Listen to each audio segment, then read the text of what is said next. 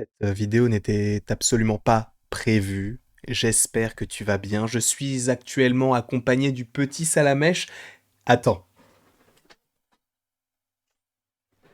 c'est mieux s'il y a l'éclairage. Ça donne un petit côté un petit peu plus professionnel à la chose. Tu te rends compte que j'ai commencé une vidéo sans mettre la lumière. Ce n'est pas le sujet en tout cas. J'espère que tu vas bien, que tu as passé une bonne journée, une bonne matinée, une bonne soirée, peu importe. Tout ce que j'espère, c'est que tu te portes à merveille. Sachez, comme je te l'ai dit en préambule de cette vidéo, je n'étais pas du tout censé la tourner. C'est juste que là, pour tout vous dire, je suis à la suite, entre guillemets, du live que l'on a fait avec Mathéo sur Twitch concernant le film Hérédité, que l'on a vu en watch party. N'hésitez pas à aller en description, vous avez toutes les informations pour aller sur mon Twitch et les différents réseaux sociaux qui s'en suivent. Cependant, alors que j'allais totalement éteindre mon ordinateur après avoir écouté certains sad edits, parce que j'aime bien écouter ça avant de dormir, je vais sur Twitter et je vois MCU Direct qui repartage quelque chose. Et MCU Direct, c'est vrai qu'on n'en a pas parlé depuis longtemps, parce que depuis... Ah, en fait, il faut savoir qu'avant MCU Direct, du coup, Jeremy Conrad, avant, c'était ma bible, entre guillemets, en termes d'informations, en termes de rumeurs. Maintenant, il y a le petit Daniel Richtman. Cependant, il y a toujours Jeremy Conrad qui te glisse quelques petites choses. Alors, il faut savoir que Jeremy Conrad, c'est peut-être moins fiable que ce que peut te donner Daniel Richtman, sachant que il est vrai que, il me semble, si je ne dis pas de bêtises, que Jeremy Conrad, il a dit pas mal de bêtises. Cependant, en 2019, il avait annoncé qu'il y allait avoir un film sur les Éternels et un film sur Shang-Chi. Et apparemment, il y aurait également un projet sur une équipe d'enfants. Est-ce que ce sont les Young Avengers? Est-ce que ce sont les champions? Je ne sais pas, mais en tout cas, il avait déjà prédit ce genre de choses. Enfin, prédit, en tout cas, il avait les informations qui allaient dans ce sens-là. Donc, oui, il est fiable, mais pas totalement à 100%. De toute façon, personne n'est fiable à 100%, à part Patrick Timsit. Lui, tu peux vraiment avoir une confiance aveugle en ce personnage. Bref, en tout cas, sache que ce que je vais te donner dans cette vidéo en termes de rumeurs, ce ne sont que des rumeurs, donc c'est à prendre avec d'énormes pincettes, sachant que c'est vraiment du très très lourd. C'est du très très... Ce serait vraiment quelque chose que personne n'aurait pu imaginer parce que je vais te parler du film Ant-Man et la guêpe Quantumania, donc un film qui devrait sortir, si je ne dis pas de bêtises, d'ici juillet 2023, sachant qu'à la base il était censé sortir, si je ne dis pas de bêtises, encore une fois en février 2023. Cependant, tu sais qu'il y a eu pas mal de reports en termes de films, ce qui fait que tous les films ont été reportés sauf donc Spider-Man No Way Home, même si ça c'est Sony, mais le seul film MCU qui n'a pas été touché, en tout cas qui est officialisé, c'est le film Les Gardiens de la Galaxie Volume 3, qui reste en mai 2023. Donc Ant-Man et la Guêpe, qui était prévu avant ce film, passe après, un petit peu à la manière de Doctor Strange 2, qui passe avant Thor 4. Voilà. En tout cas, nous avons ce film-là qui sortirait donc en 2023. Sachant que d'officiel, on sait qu'il y a Michael Douglas et Michelle Pfeiffer qui reviennent dans le rôle de Hank et de Janet Pym, même si Janet, je crois que c'est Van Dyne. Bref, tu as également Evangeline Lilly et donc Paul Rudd qui reprennent leur rôle d'Ant-Man et la Guêpe, logiquement. T'as une nouvelle Cassie Lang, même si j'ai totalement oublié le prénom de l'actrice, ils l'ont encore changé, donc c'est la troisième Cassie que nous devrions avoir. Et en officialisation, nous avons le petit Jonathan Majors. Alors lui, cette tête et cette scène vous dit peut-être quelque chose si vous connaissez un petit peu l'univers Marvel en termes de films et de séries. Pourquoi? Parce qu'il est tout simplement dans le dernier épisode de Loki et où il joue justement dans cet épisode-là celui qui demeure. Alors on peut supposer que c'est Kang, Immortus, peu importe. En tout cas, il est lié à tout cela puisque l'acteur Jonathan Majors joue celui qui demeure dans Loki, mais il avait été officialisé en tant que Kang avant tout cela lors du Disney Investor Day, si je ne dis pas de bêtises. On savait qu'il y allait possiblement y avoir donc le personnage de Kang, mais là c'était officiel en 2020, sachant que la série Loki est sortie en juillet ou en juin 2021. Donc, on savait que Kang allait arriver, mais quand pour la première fois, c'était dans Loki.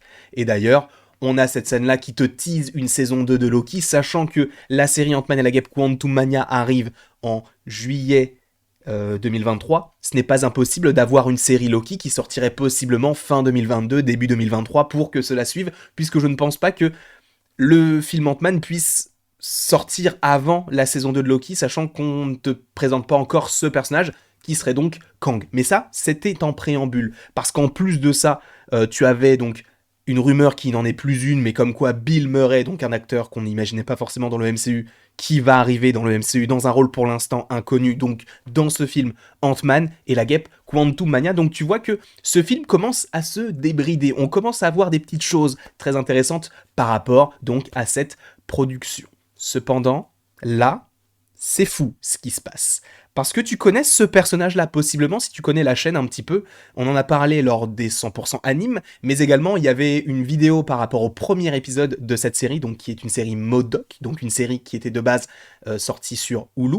Cependant, on n'a pas Hulu en France, donc c'est disponible sur Disney+, via Star, si je ne dis pas de bêtises. Et ce sera pareil pour la série sur Monkey... Je ne sais plus comment ça s'appelle. Honky Pete. Non, Honky Pete, c'est Kevin Hart. Je ne sais plus comment elle s'appelle. Hitmonkey. Donc on devrait avoir Hitmonkey de la même façon. Mais en tout cas, la série MODOK te présentait un petit MODOK. Et tu dois te dire, mais pourquoi est-ce que tu me parles de ça? Peut-être que tu ne te poses pas du tout la question, puisque tu as tout simplement lu le titre de la vidéo.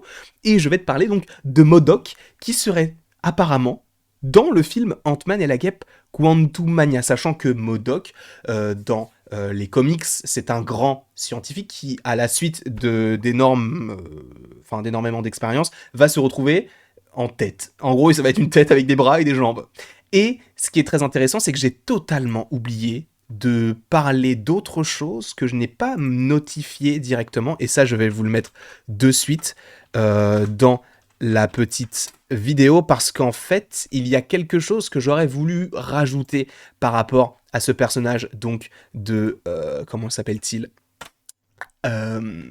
MODOK, parce que, selon certaines rumeurs, ce personnage aurait pu être lui. Bon, il s'est mis à ma place. Je vais juste faire ça, les aléas du direct. J'avais totalement oublié de mettre ce personnage-là. En fait, ce personnage-là, c'est Arnim Zola, joué par Toby Jones, donc dans Captain America The First Avenger. Il joue également dans The Winter Soldier, et il joue, je crois qu'il double également le personnage d'Arnim Zola dans la série What If, mais je ne suis pas sûr de cette information. Quoi qu'il en soit, il y avait une rumeur qui disait que peut-être que, justement, la nouvelle version du personnage de MODOK pourrait être Arnim Zola, mais un petit peu, tu sais, évolué, sachant qu'Arnim Zola, il est lié à l'Hydra.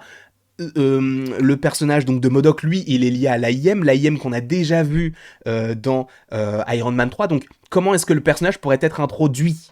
Sachant que, je te le dis, selon MCU Direct, du coup, selon Jeremy Conrad, il serait au casting, donc, de Ant-Man et la guêpe Quantum Mania.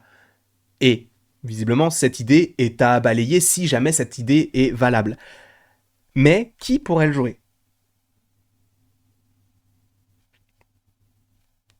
Ça n'a réellement aucun sens. Ça n'a aucun sens quand tu te dis que Jim Carrey pourrait jouer MODOK dans Ant-Man et la guêpe Quantum Mania.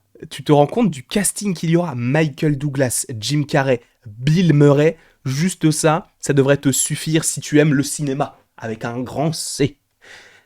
Je ne sais pas comment est-ce qu'il pourrait arriver dans le MCU, mais, et ça c'est très intéressant, c'est qu'en fait, la première apparition supposée, encore une fois, à prendre avec d'énormes pincettes, mais la première apparition supposée du personnage dans le MCU, donc de MODOK joué par Jim Carrey, ce serait possiblement dans la série She-Hulk. Je ne sais pas par quel moyen, je n'en sais rien du tout. Mais c'est fou.